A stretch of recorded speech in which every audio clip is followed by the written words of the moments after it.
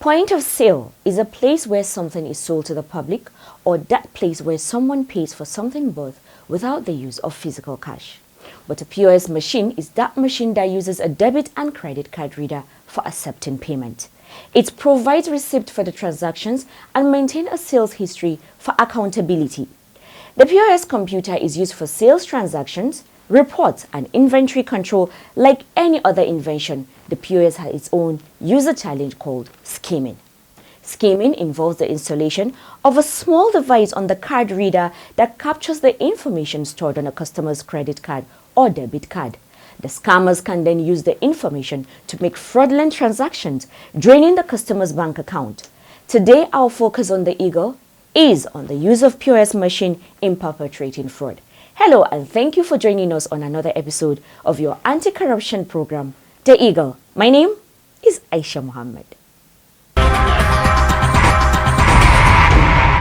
We are going to tackle financial crimes problems in Nigeria with a human face and a heart of lion. The executive chairman of the Economic and Financial Crimes Commission (EFCC), Ola Olukoyode, has called for a change in some institutionalized ways of doing things in the country because, according to him, Nigerians are not innately corrupt and will fare better in integrity with some positive systemic changes. He made this call in Abuja when he hosted a delegation of senior officials of Katsina State government led by the governor, Dikko Umar Radda, who paid him a courtesy visit at the EFCC corporate headquarters. Abbas Abubakar Umar has the details.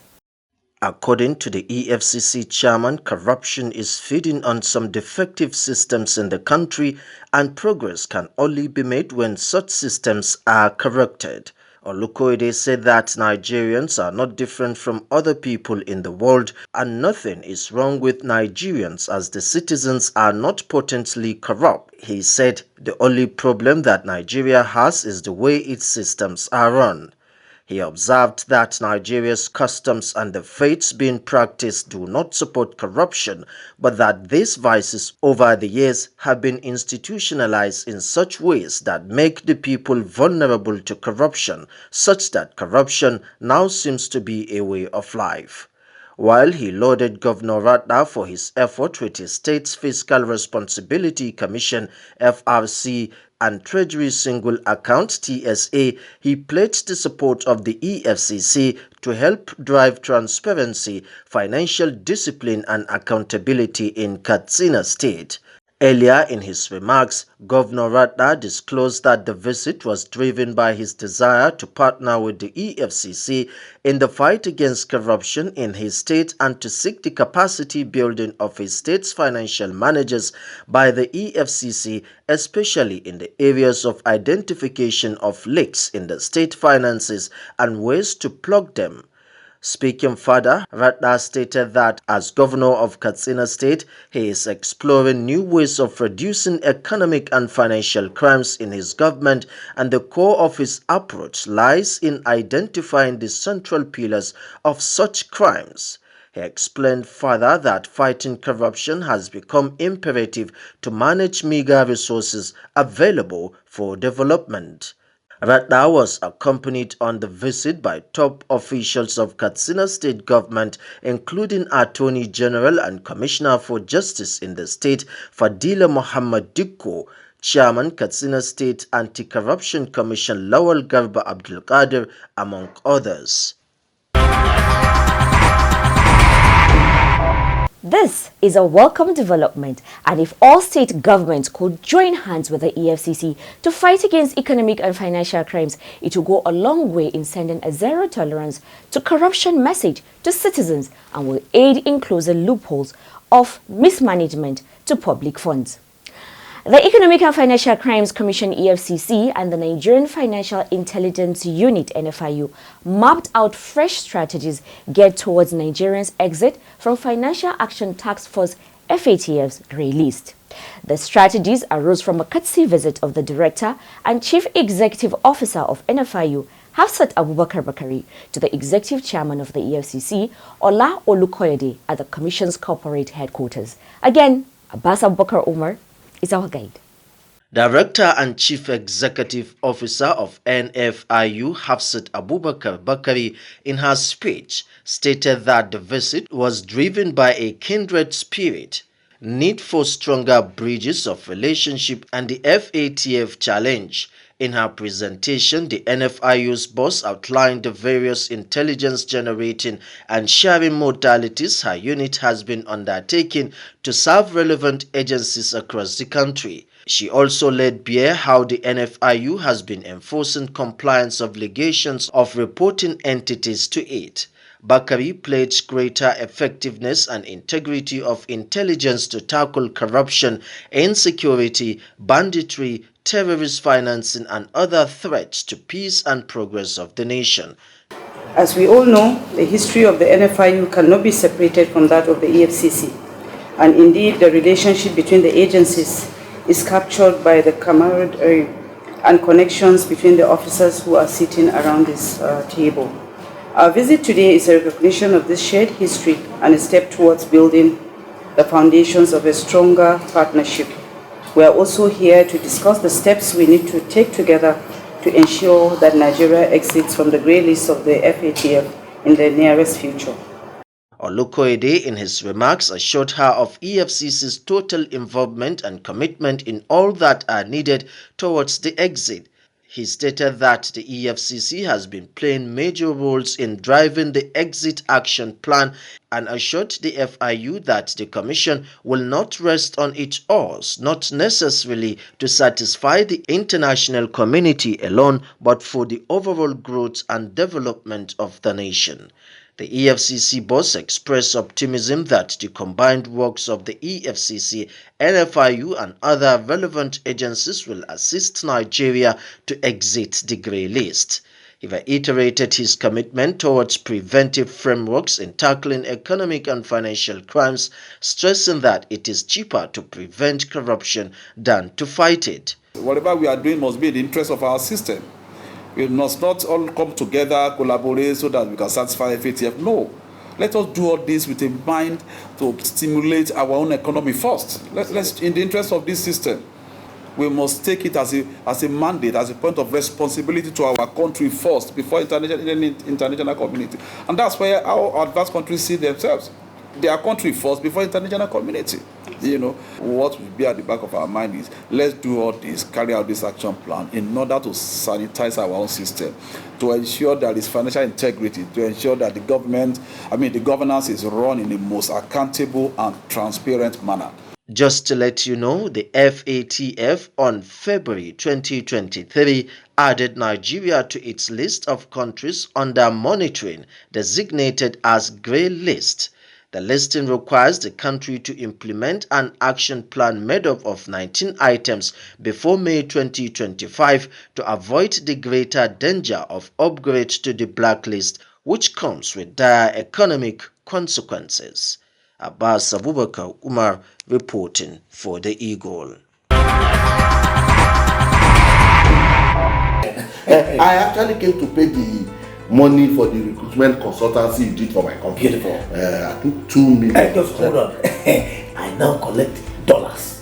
What? Yes. I don't understand what's happening to Naira these days. So it's going to be 2 million times today's exchange rate. Doctor, wait. Doctor, wait. Don't tell me you are one of those people who directly put pressure on the Naira and make it lose its value. You want to dollarize our economy and yet you pretend as if you don't know what is happening to the Naira. I've told you about how you abuse the Naira by spraying and stamping on it during your occasions. You deface and abuse the Naira as if it's not our national asset. Chief, take it easy. How? I will not take it easy. And neither will the Economic and Financial Crimes Commission Task Force on Currency Abuse and Forex Malpractice take it easy with you. they are coming for you. Desist from economic sabotage, or you will face the wrath of the law. Still on collaborations, the executive chairman of the EFCC, Ola Olukoyede, has tasked the Nigerian Deposit Insurance Corporation, NDIC, to keep closer watch on banks across the country to avoid failure and its attendant unsavory effects on the economy. He gave the charge in Abuja while playing host to the managing director and chief executive officer of NDIC, Bello Hassan, and other top management staff of the corporation who paid him a courtesy visit at the corporate headquarters of the commission. Amina Kawa tells us more. Olukoyede linked bank failure to economic and financial crimes and cautioned that the NDIC and the Central Bank of Nigeria, CBN, should continue to beam searchlights on banks to strengthen them against liquidation. He said there is a nexus between criminal activities and liquidation of banks, and when they do not play by the rules, it's discovered that ultimately the banks will be folded up, and that's always the problem. So, the NDIC has a critical role to play to avoid bank failure.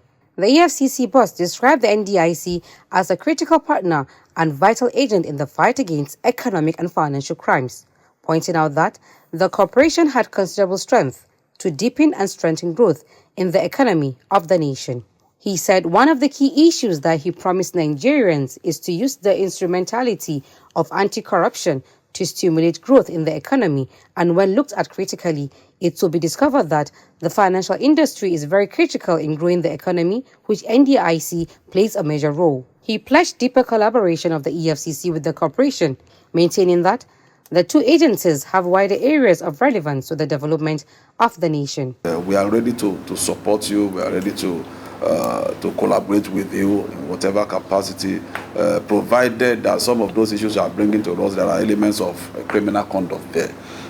Earlier in his opening remarks, Hassan congratulated Olukoyede on his appointment and expressed confidence in his efforts towards repositioning the EFCC in the fight against economic and financial crimes. Speaking on the mandate of the NDIC, Hassan said the corporation is one of the safety nets in the financial services industry, stressing that the EFCC is one of its critical stakeholders in the attainment of its objectives. The NDIC boss stated that the mandate of NDIC includes bank supervision and liquidation of licensed deposit-taking institutions. Additionally, the NDIC has the mandate to root out those responsible for failure of financial institutions and bring them to account, and that is what makes EFCC a critical stakeholder in the journey towards the attainment of the objectives. He called for stronger collaboration with the EFCC, maintaining that the Commission has always been a tremendous help to the NDIC. The whole objective is to see how we can deepen the collaboration that existed between NDIC and the EFCC. Like I've said, EFCC has assisted us greatly in what we are doing. He appealed that recoveries made by the EFCC for the NDIC should be directly returned to the corporation and not into government's covers. However, Olukoyede explained that courts usually determine the destination of recoveries and that NDIC can always apply to the government for any recovery it is paid directly into its account. Amina Kawa reporting for The Eagle. Back to our topic for the day, which is on the use of POS machine in perpetrating fraud. It is a known fact that exploiting a POS system is similar to a vulnerable computer intrusion. Cyber criminals gain access to the system by installing a monitoring device called Black POS. Black POS is a spyware created to steal credit card and debit card information from the POS system. On our interview segment today, Miracle Nwogo is standing by to take us through how the criminals use POS in perpetrating fraud and what you need to learn in order to safeguard your transactions. Over to you, Miracle. I welcome you to our interview segment. My name is Miracle Nwogo. The introduction of point-of-sale POS services into the Nigerian business sector by the Central Bank of Nigeria in 2012 is to promote its cashless policy then. The ease at which Nigerians conduct their businesses cannot be overemphasized. However, just like any other endeavors being driven by technology, it has its own challenges, one of which is its usage by operators and users are likely to perpetrate all kinds of frauds. Today, we have CSE Emmanuel Bashir Afanda of the Advanced Fee Fraud Section, Enugu Zonal Command, to talk on the usage of POS in the perpetration of fraud. You're welcome, sir. Thank you for having me. Thank you so much for coming, sir. That takes us to our first question. What is point of sale, POS, and how is it operated? The term point of sale ordinarily to a layman is known as POS. Conventionally, people use it outside for the withdrawal of money, but it is a mini device that is used to either make withdrawal or make transfers, buy recharge card and pay utility bills. It comes in different sizes and shape, and sometimes it's attached to a bigger computer to enable for ease of transaction. Sometimes you have what is called the card reader, which is, I think everybody is conversant with the card reader you meet on an everyday transaction. You also have those where you have to come and scan your card. You just scan the card and it takes out the necessary information. Then the card reader, ordinarily you slot in your ATM cards and enter the necessary digits if you are making a transaction, or you have the one that you swipe or you dig the card inside. Who are the operators of this POS card? Now, in POS, actually, it's, I think, let's take it back a little. It was done out of the need to decongest the banking system. Before now, we have so much people trooping to the banking halls. And then, of course, we have people who term as the unbanked, people who are not able to access the banking facilities, especially those of us who happen to be in the rural area. Now, with the advent of POS, which is mostly carried out by what is called the fintech, that is the financial technology. Now, financial technology are these entities who came out with this device to ease the banking operation so that you don't have to be in the banking hall to carry out business transactions. That is, your presence in the banking halls are needless. We have operators as the floater waves, we have Kudi, we have Money Point, we have PalmPay, we have OP, and numerous others. Who are the operators of this POS card? Okay. The POS fraud happens in various types, and now there is what is called the skimming. Skimming actually has to do with inserting a device inside the card reader. Now that device, by the time a customer or a client comes in to make withdrawal or to make other payments and puts in his card, the device reads the content or the data from that card, and that is used to make other transactions that could have not been authorized by the card user. Another prevalent POS fraud we have is the card swapping. Oftentimes, people go to make withdrawals at the normal conventional POS who you have across the streets, or they go to ATM machines. Now you have these fraudsters having different bank ATMs with them. By the time a client comes in and he has a United Bank PLC ATM card, they swab it and give him a wrong card. This oftentimes happens to people who are not so much educated or people who are old. They swab it, and by the time the person keys in his ATM card into either the card reader or the ATM machine, and he tries to enter his account in his digit, then an error comes up to play. Oftentimes the card is seized in the case of ATM, and in the case of card reader, the transaction is declined. Now, these fraudsters oftentimes memorize the entries you are making, and immediately you leave, you start receiving different debit alerts. Having said that, sir, can private POS owner and operators be part of this fraud? Yes, going by what we have just said, you know, I made mention of the fact that people put in a device in the POS machine or that card reader. Now, that couldn't have happened without the active connivance of the individual carrying out the POS business. Again, we have what is called the key loggers. This open time happens in the behind the scene, where people put in key loggers and they read or they come into contact with various data, information of various clients. That way they breach the system and they make series of withdrawal from people unbeknownst to them. Who are likely to be victims of this fraud? Well, I want to generalize it in the sense that everybody can fall victim to this particular fraud. Okay.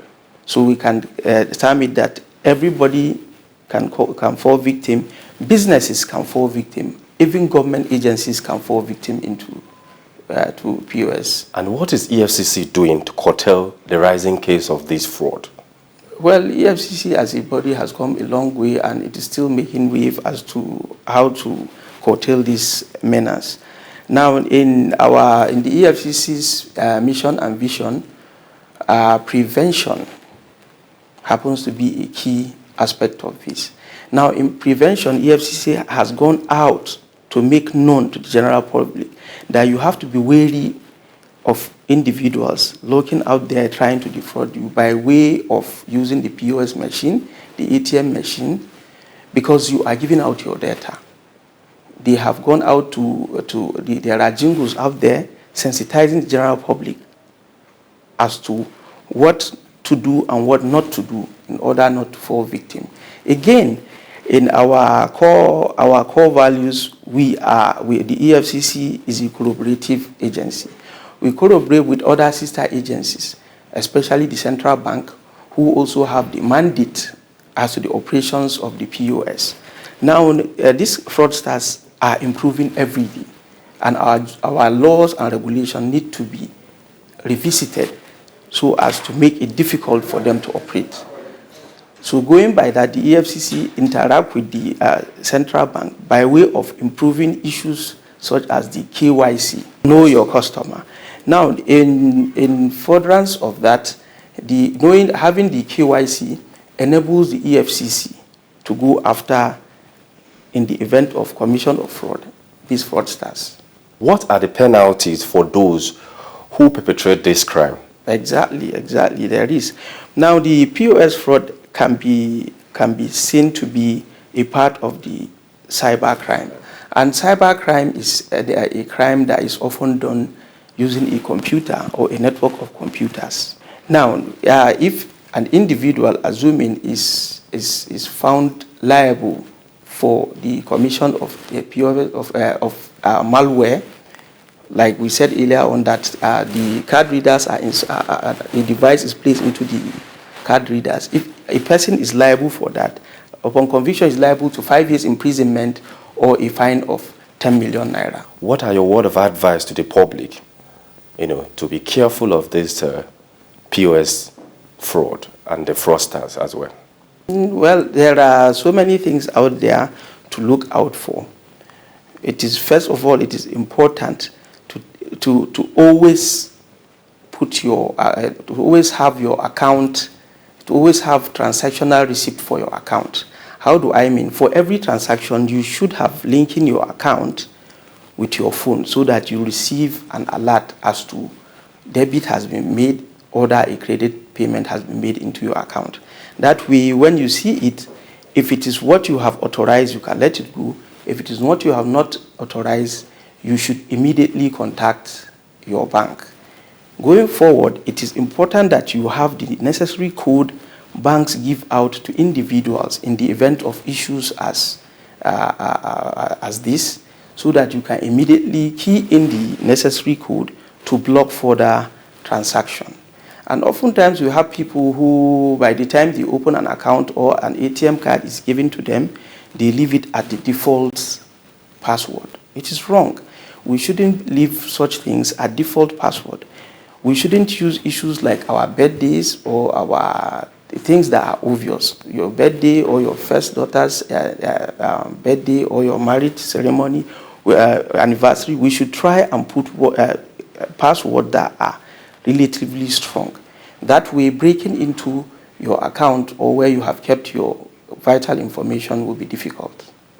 Even as it's quite desirable to embrace technology in our everyday experiences, There are some areas such as personal banking transactions we need to be extremely cautious. You should know that patronizing roadside POS operators with unknown identities could be dangerous, as you might lose your hard-earned money to fraudsters. That's it from our interview segment. Back to you, Aisha. Thank you, Miracle, for that interview. To prevent POS fraud and security breaches, always use strong passwords and encryption for your POS system. Strong passwords are long, complex, and unique and should not be shared or written down. Encryption is a process that scrambles your data so that only authorized parties can read it. To be forewarned is to be forearmed.